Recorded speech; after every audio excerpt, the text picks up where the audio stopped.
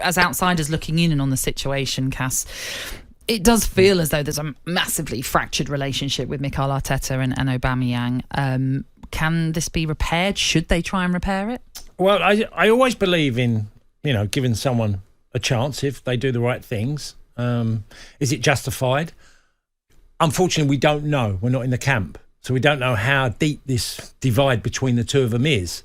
Clearly, Arteta very unhappy with him because sometimes you need a player for one game, maybe in a whole of a season that can make a big play for you or do something different. And you can't deny that Aubameyang is capable of scoring goals because he's always been a goal scorer.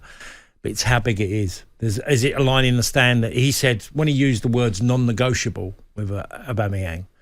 It sounded like me. No, that's him done. Because it was just too much to say some things are non-negotiable. It's a difficult one as well because it's not, the last incident, let's say, that has led to this issue is another disciplinary issue. It's not the first. He's had a few, unfortunately, Aubameyang, with Mikel Arteta, and it perhaps was the final straw for him, which is why he's decided to ostracise him from the squad, even sent him out to the African Cup of Nations earlier than was needed, for example. And I always think that the latest story that we'd heard, why he was late, was because of his mother being ill. And I sort of think if that was an isolated incident on its own, you would forgive it. Oh, you absolutely. would understand it. Absolutely. But because of everything else, it's just another of perhaps a long line of issues that Arteta has just gone, I can't be doing it. Because ultimately, he undermines Arteta if he's getting away with it. Yeah, and you normally find that it's an ongoing theme.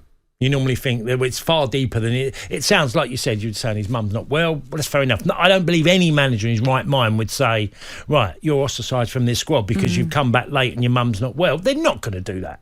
It's going to be way deeper than that. So I sort of understand it, but I'd like to think that everyone's given a chance to have a bit of redemption and be given a chance if they do the right things. And just a final point then on that, bear in mind the wages that he earns at Arsenal. It's not going to be an easy departure, shall we say, because he'll be wanting someone to pay something similar, let's say. So if they can't get him out of the club, they'll have to bring him back into the fold, won't they? Don't know. It's how much power Arteta gets. Obviously, if you lose more games, it creates more pressure. Fans are never, we didn't need these conversations when Arsenal were winning regularly and Aubameyang wasn't even involved. It was all gone quiet. And it's a strange one, that, because I've seen this so often at football clubs where a player is discarded, pushed to one side, and sometimes it's more than one. You need everybody at certain times. So you try and keep them in the fold. It's not a nice scenario. And I don't know where you go with Aubameyang, because if it's as deep as we're led to believe, there seems to be no alternative.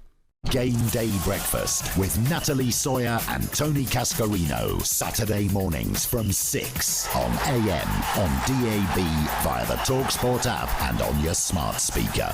talkSPORT.